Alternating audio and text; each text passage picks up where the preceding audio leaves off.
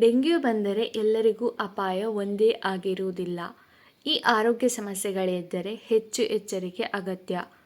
ಮಳೆಗಾಲ ಆರಂಭವಾಗುತ್ತಿದ್ದಂತೆ ಡೆಂಗ್ಯೂ ಪ್ರಕರಣಗಳು ಹೆಚ್ಚಾಗುತ್ತವೆ.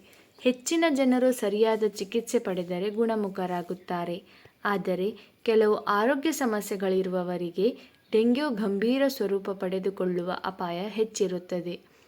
ವಿಶೇಷವಾಗಿ ಮಧುಮೇಹ, ಅಧಿಕ ರಕ್ತದೊತ್ತಡ, ಹೃದಯ ಸಂಬಂಧಿ ಕಾಯಿಲೆಗಳು, ಕಿಡ್ನಿ ಸಮಸ್ಯೆಗಳು ಮತ್ತು ಯಕೃತ್ತಿನ ಕಾಯಿಲೆಗಳಿಂದ ಬಳಲುತ್ತಿರುವವರು ಹೆಚ್ಚು ಎಚ್ಚರಿಕೆಯಿಂದ ಇರಬೇಕು.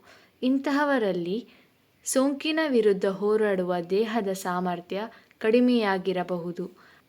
ಅದೇ ರೀತಿ ವಯೋವೃದ್ಧರು, ಗರ್ಭಿಣಿಯರು ಮತ್ತು ರೋಗ ನಿರೋಧಕ ಶಕ್ತಿ ದುರ್ಬಲವಾಗಿರುವವರಲ್ಲಿಯೂ ಡೆಂಗ್ಯೂ ತೀವ್ರವಾಗುವ ಸಾಧ್ಯತೆ ಹೆಚ್ಚು.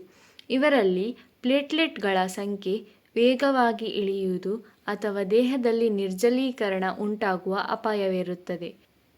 ಡೆಂಗ್ಯೂ ಗಂಭೀರವಾಗುತ್ತಿರುವ ಕೆಲವು ಕ್ಷಣಗಳೆಂದರೆ ತೀವ್ರ ಹೊಟ್ಟೆನೋವು, ನಿರಂತರ ವಾಂತಿ, ಉಸಿರಾಟದ ತೊಂದರೆ, ಮೂಗು ಅಥವಾ ವಸಡುಗಳಿಂದ ರಕ್ತಸ್ರಾವ, ಅತಿಯಾದ ಆಯಾಸ ಮತ್ತು ಗಾಬರಿ.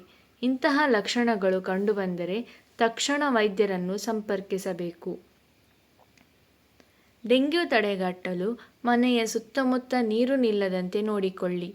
ಸೊಳ್ಳೆ ಕಚ್ಚದಂತೆ ಮುನ್ನೆಚ್ಚರಿಕೆ ವಹಿಸಿ ಮತ್ತು ಜ್ವರ ಕಾಣಿಸಿಕೊಂಡರೆ ನಿರ್ಲಕ್ಷಿಸದೆ ವೈದ್ಯಕೀಯ ಪರೀಕ್ಷೆ ಮಾಡಿಕೊಳ್ಳಿ. ಗಮನದಲ್ಲಿಡಿ, ಡೆಂಗ್ಯೂ ಸ್ವತಃ ಅಪಾಯಕಾರಿ ಕಾಯಿಲೆಯಾದರೂ ಈಗಾಗಲೇ ಇತರ ಆರೋಗ್ಯ ಸಮಸ್ಯೆಗಳಿಂದ ಬಳಲುತ್ತಿರುವವರಲ್ಲಿ ಇದರ ಅಪಾಯ ಹಲವು ಪಟ್ಟು ಹೆಚ್ಚಾಗಬಹುದು. ಆದ್ದರಿಂದ ಸಮಯಕ್ಕೆ ಸರಿಯಾಗಿ ಚಿಕಿತ್ಸೆ ಪಡೆಯುವುದು ಮತ್ತು ಎಚ್ಚರಿಕೆಯಿಂದಿರುವುದು ಅತ್ಯಂತ ಮುಖ್ಯ. ನಿಮ್ಮ ಆರೋಗ್ಯವನ್ನು ಕಾಪಾಡಿಕೊಳ್ಳಿ. ಡೆಂಗ್ಯೂ ವಿರುದ್ಧ ಜಾಗೃತರಾಗಿರಿ.